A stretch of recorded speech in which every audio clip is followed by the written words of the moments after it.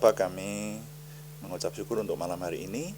Tuhan memberkati kami mau mempersembahkan doa malam kami ingin merenungkan firman-Mu, sehingga kami memperoleh pengenalan akan Tuhan lebih lagi.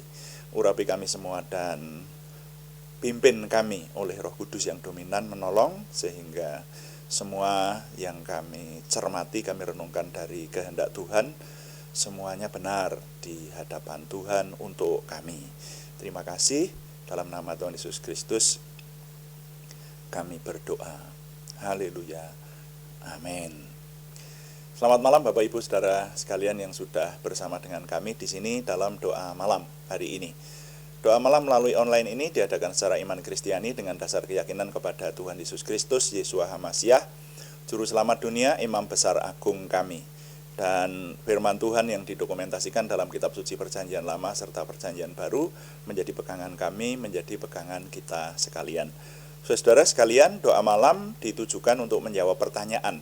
Karena itu jika ada pertanyaan yang menyangkut kerohanian dari saudara-saudara seiman dan ingin kami menjawabnya, silahkan dikirimkan kepada kami dan kami akan mencoba menjawabnya untuk menjadi tema-tema dalam doa malam kita. Dan doa malam juga seringkali ditujukan untuk mencermati hal-hal yang terjadi pada zaman kita ini, saudara. Kita cermati dari sisi firman Tuhan sehingga hidup kita tetap berkenan kepada Tuhan. Nah, seperti sore hari ini saya masih ingin melanjutkan menjawab pertanyaan dari Bapak Joko Widodo di Yogyakarta. Pak Joko Widodo mengajukan pertanyaan, saya ulangi. Jika sesuatu akan terjadi, hatinya sering merasakan sesuatu, seperti memberitahukan begitu. Dan akhirnya hal itu terjadi sesuatu sungguh-sungguh. Nah, pertanyaannya, apakah itu tandanya Roh Kudus ada di dalam dirinya? Pertanyaannya demikian. Nah, saya menggunakan istilah apa yang dirasakan oleh Pak Joko itu sebagai insting. Makanya kita memberi judul renungan untuk menjawab pertanyaan Pak Joko ini, mencermati insting manusia. Dan ini sudah bagian yang kelima ya saudara ya. Yang kemarin dulu kita sudah membahasnya. Nah, kita baca dulu Kisah Para Rasul pasal 16 ayat 16.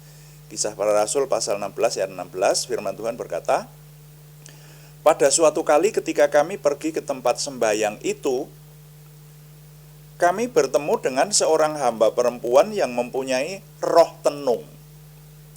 Dengan tenungan-tenungannya, tuan-tuannya memperoleh penghasilan besar.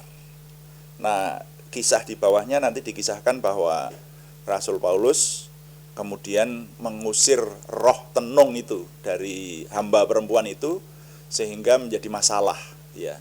Sampai Rasul Paulus difitnah dan masuk penjara. Tapi di penjara justru akhirnya memenangkan jiwa kepala penjara di Filipi itu, saudara. Nah, sekarang mari kita mengingat bahwa kita sudah merenungkan yang kita istilahkan sebagai insting yang dirasakan oleh Pak Joko Widodo. Jadi kalau akan terjadi sesuatu itu hatinya memberitahu gitu, merasakan sesuatu sehingga benar-benar terjadi sesuatu. Nah, gitu. Nah, sesuatu itu banyak ini ya. Jadi juga perasaan yang dirasakan ini banyak ini. Makanya saya menggunakan istilah insting. Nah, kemarin sudah kita cermati bahwa apa yang kita istilahkan sebagai insting ini, atau tepatnya hal-hal yang akan terjadi yang bisa diketahui oleh manusia. Nah, itu ternyata ada insting pribadi. Nih besok ini saya ingin mengupasnya lebih dalam. Jadi tidak hanya hari ini rupanya Pak Joko. Jadi saya membagi-bagi dalam beberapa bagian ya. Ini bagian yang kelima. Khususnya di bagian kelima ini saya ingin mengajak Bapak Ibu Saudara menyadari bahwa hal-hal semacam itu bisa juga terjadi di perjanjian baru. Seperti tadi kita lihat di kisah para rasul itu. Jadi yang sudah kita cermati adalah bahwa insting itu ada yang dibudayakan begitu. Jadi ada seseorang yang dianggap punya kemampuan untuk menyatakan hal-hal yang akan terjadi seperti itu loh. Dan itu yang kita sudah pelajari adalah bisa dengan pertolongan hal-hal gaib yang berhubungan dengan roh, ya. Kalau bicara masalah roh itu dimensi gaib yang sulit untuk dibicarakan itu, ya. Karena tidak kelihatan. Nah, itu loh.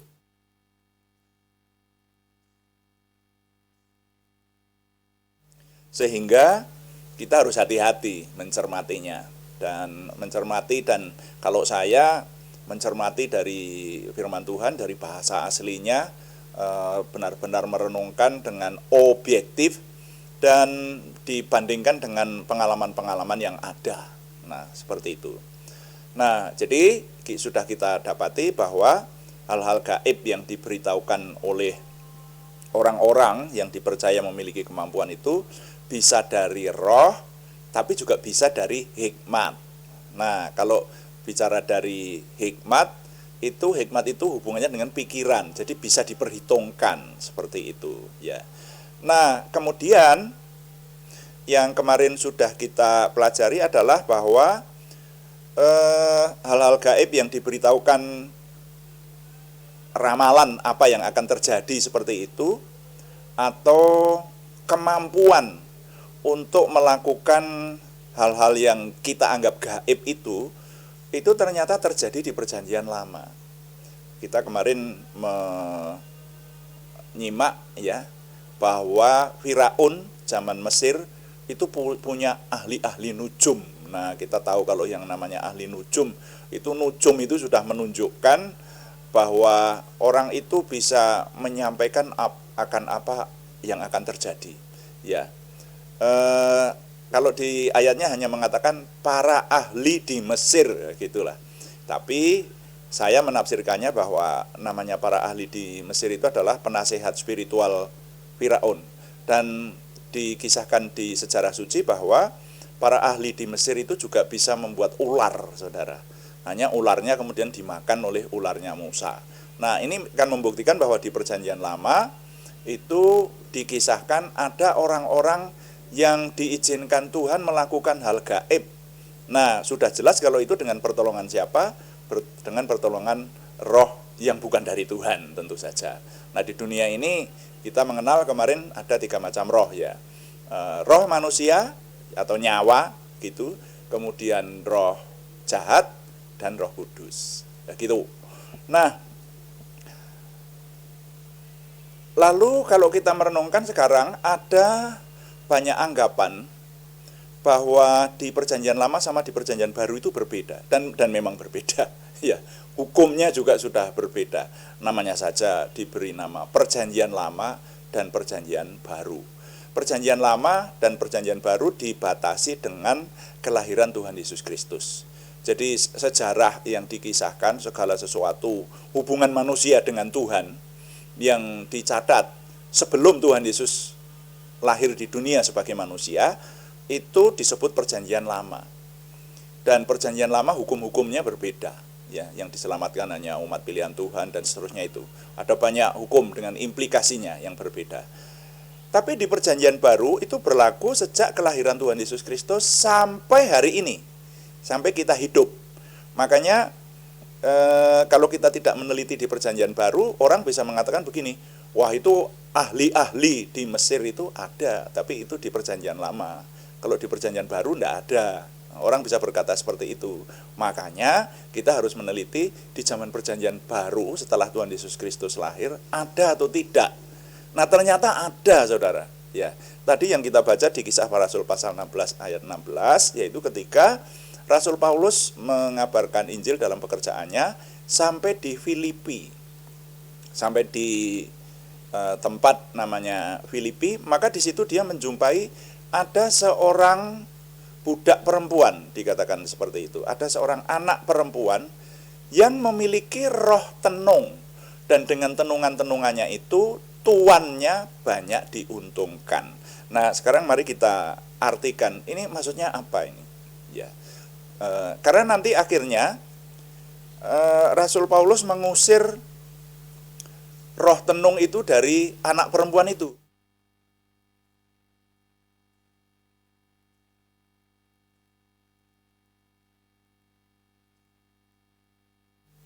Diusir dalam nama Tuhan Yesus Kristus, kemudian roh tenung itu keluar, pergi dari anak perempuan itu, sehingga anak perempuan itu tidak bisa lagi melakukan tenungan-tenungannya. Sehingga nanti jadi masalah sampai Rasul Paulus di penjara itu toh. Kita tahu di penjara Filipi itu, tapi itu fitnah. Ya, di fitnah masuk penjara. Kami sekarang memfokuskan kepada kemampuan anak itu. Nah, jadi ini di perjanjian baru. Ini setelah Tuhan Yesus lahir. Ternyata masih ada orang yang di dalam dirinya dihinggapi roh jahat. Bukan Roh Kudus. Namanya roh tenung itu bagian dari roh jahat, dari iblis. Saya berbicara dalam kerangka iman Kristiani, ya. Kerangka iman Kristiani membedakan adanya Roh Kudus dan roh yang tidak kudus atau roh jahat atau iblis. Nah, mari sekarang kita mencermati kok anak perempuan itu melakukan tenungan-tenungan yang menguntungkan. Itu maksudnya gimana? Jadi anak perempuan itu melakukan hal gaib yang menguntungkan tuannya, dikatakan seperti itu. Dari rupanya dia seorang abdi perempuan yang dianggap sebagai dukun muda gitu loh. Ini. Jadi ada seorang gadis perempuan itu, dan dalam tafsiran saya yakin apa yang dikatakan oleh gadis itu banyak terbukti.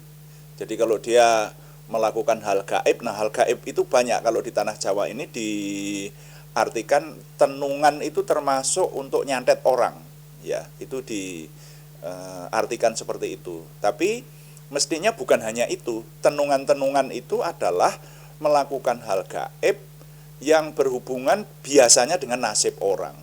Jadi orang menanyakan mau mendirikan rumah harus bagaimana, hari baik apa, itu kalau di sekitar saya yang saya kenal gitu ya, tenungan-tenungan semacam itu. Lalu menyatakan ini kalau berjodoh nanti apa yang akan terjadi, apakah beruntung, dapat banyak kemujuran, atau ada resiko atau kecelakaan yang menghadang di depan, seperti itu. Dan itu belum terjadi, nah gitu. Jadi anak perempuan ini banyak melakukan hal-hal gaib, ya. Dalam gambaran saya termasuk yang menyangkut soal insting tadi, yang kita istilahkan sebagai insting. Apa yang akan terjadi? Tenungan, nah itulah melakukan tenungan-tenungannya. Nah, dengan demikian kita bisa menyimpulkan bahwa hal-hal gaib berupa tenungan-tenungan itu termasuk insting di dalamnya, atau ramalan-ramalan apa yang akan terjadi, itu masih terjadi di zaman perjanjian baru, ya. Di zaman Tuhan Yesus lahir, hadir dan berkarya sampai pada zaman kita. Nah, jadi pada zaman sekarang pun masih ada. Nah, besok saya akan menyampaikan contoh-contoh, ya, yang saya jumpai, supaya Pak Joko Widodo memahami agak lebih jelas lah. Jadi saya membagikan dalam beberapa bagian ini. Tapi kali ini melalui firman Tuhan di Kisah Para Rasul pasal 16 ayat 16, kita sekarang mendapati bahwa di perjanjian baru pun, ya, zaman sekarang kita ini masih tetap ada tenungan-tenungan semacam itu, masih dikenal. Jadi nilai yang dapat saya ketengahkan kali ini adalah firman Tuhan menunjukkan bahwa di zaman perjanjian baru ada roh tenung yang dipakai untuk melakukan hal-hal yang dianggap gaib. Ya, sampai di sini dulu. Dan ini belum selesai, besok akan disambung. Saya ulangi, firman Tuhan menunjukkan bahwa di zaman perjanjian baru ada roh tenung yang dipakai untuk melakukan hal-hal yang dianggap gaib. Mari kita melayani Tuhan dengan doa. Kita berdoa sesuai dengan yang Tuhan ajarkan. Kita berdoa. Bapa kami yang di surga, dikuduskanlah namamu, datanglah kerajaanmu. Jadilah kehendak-Mu di bumi seperti di surga. Berikanlah kami pada hari ini makanan kami yang secukupnya, dan ampunilah kami akan kesalahan kami, seperti kami juga mengampuni orang yang bersalah kepada kami. Dan janganlah membawa kami ke dalam pencobaan, tetapi lepaskanlah kami daripada yang jahat, karena Engkaulah yang empunya kerajaan dan kuasa dan kemuliaan sampai selama-lamanya. Tuhan, berkatilah kami dengan berlimpah-limpah, perbuatlah sesuatu yang besar dalam hidup kami, dan itu jelas berasal daripada-Mu. Tambahkanlah pengaruh dan kesempatan kami bagi-Mu, berikanlah kami suatu perasaan akan hadirat-Mu dan petunjuk-Mu senantiasa, jagai dan lindungilah kami, supaya tidak jatuh dalam perangkap setan. Dalam nama Tuhan Yesus Kristus kami berdoa. Amin. Demikian doa malam hari ini. Dan saudara, kami tetap memberitahukan bahwa doa malam dilaksanakan setiap hari Senin sampai Sabtu pada jam 6 atau jam 18 waktu Indonesia Barat. Juga ada doa pagi pada hari-hari yang sama setiap jam 5 pagi. Temanya berbeda, yang doa pagi mencermati seluruh isi Alkitab. Puji Tuhan, banyak teman-teman yang saudara-saudara yang setia mengikuti doa pagi bersama kami bertumbuh memiliki pengenalan akan Tuhan dengan lebih baik lagi. Terima kasih kepada semua yang sudah mendukung. Kami tetap mengharapkan dukungan Anda, setidaknya dukungan doa. Terima kasih yang belum memberikan subscribe, berkenan memberikan subscribe, like, komen, dan share, bagikan kepada teman-teman lain sehingga lebih banyak lagi yang diberkati bersama dengan kita. Selamat malam, Tuhan memberkati. Amin.